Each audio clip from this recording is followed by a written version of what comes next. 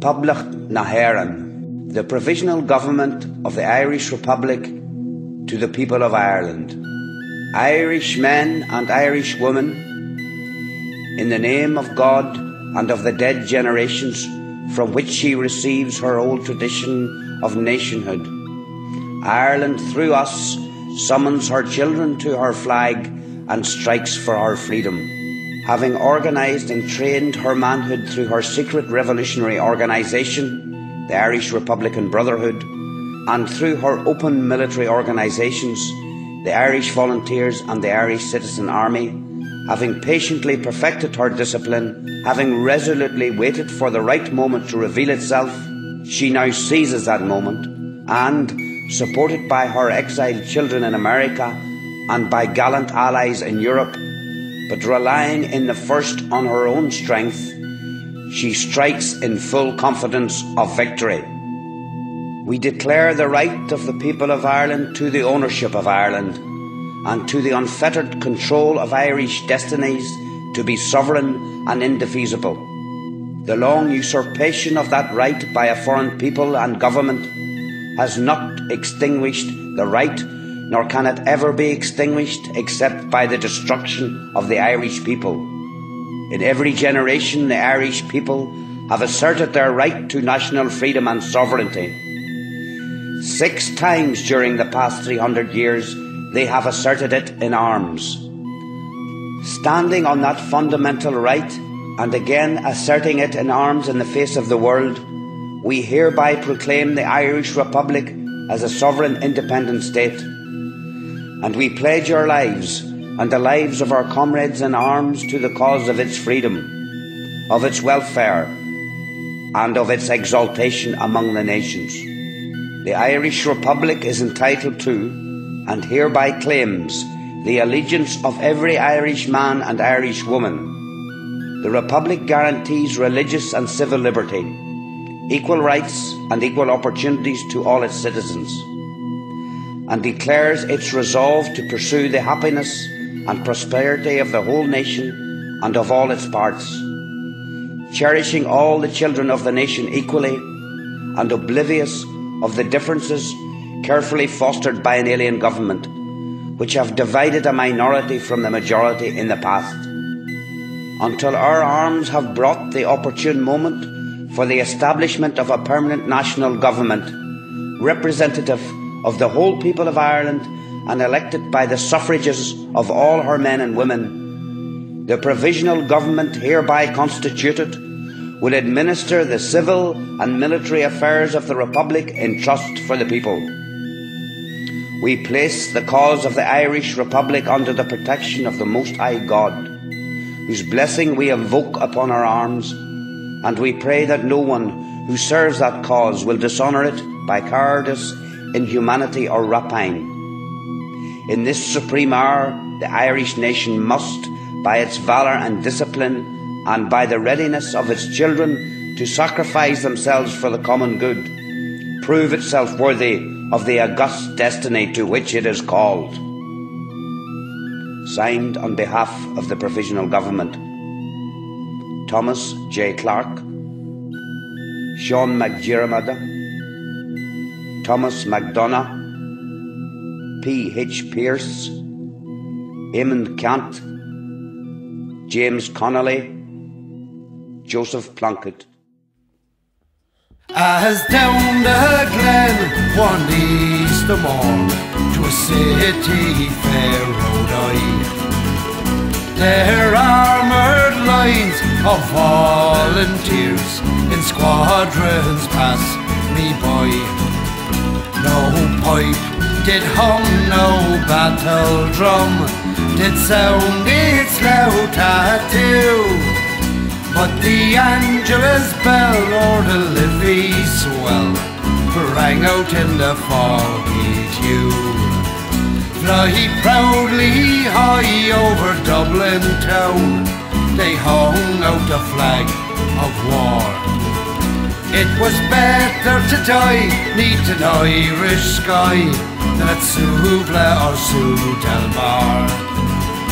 And from the plains of Royal Meath strong men came hurrying through, while Britannia's Huns with their long-range guns sailed into the foggy dew.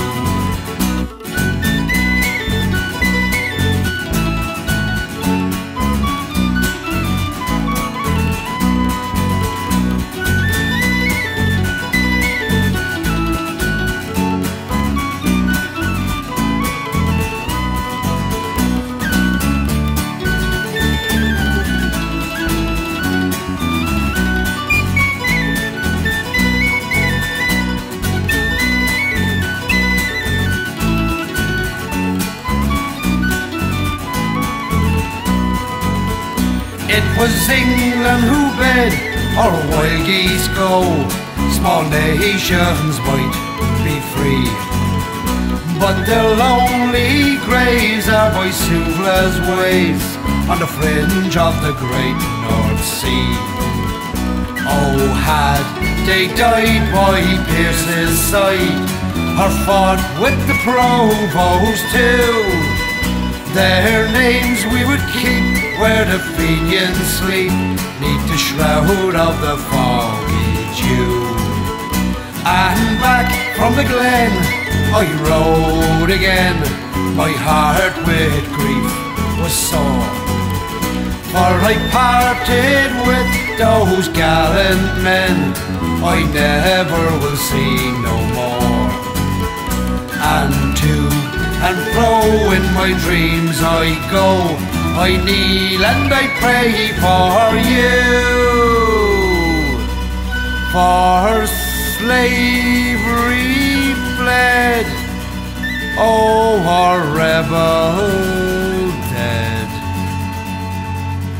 when you fell in the foggy dew.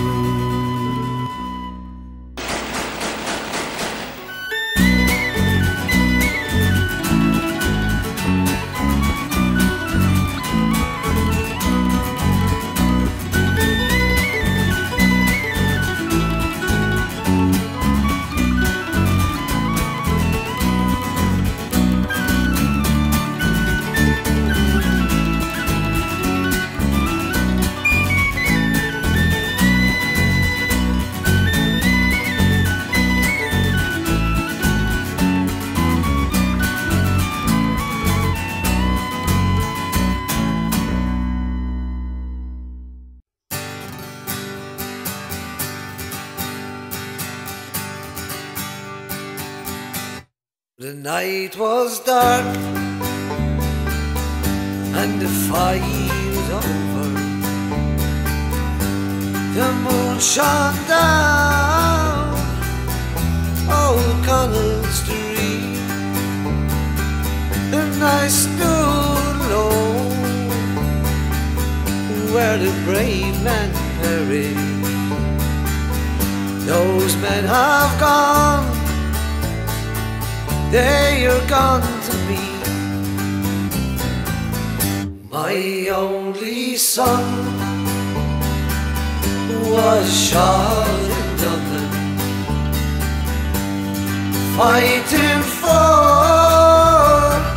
his country won, and he fought for Ireland and for Ireland only. The harp and shamrock, green, white, gold. Well, at first I met was his grey-haired father, searching for his only son. And I said, old man, there is no use searching, for up to heaven your son has gone. The old man cried, all broken hearted,